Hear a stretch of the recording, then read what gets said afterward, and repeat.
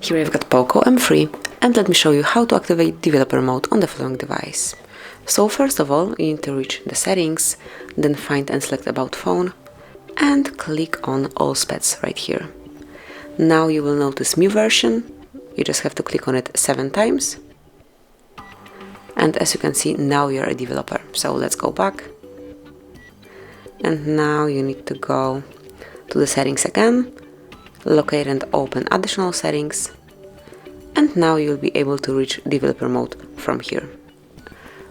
So here you can use all those features presented below, and to perform some particular operation, all you need to do is to tap on the switcher. So for example, if you'd like to activate freeform windows, just click here and now it is active. You can deactivate it the same way.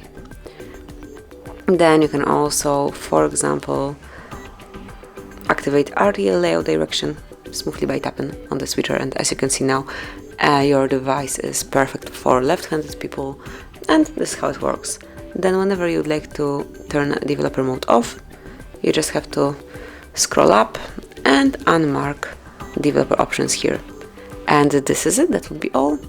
Thank you for watching, please subscribe our channel and leave the thumbs up.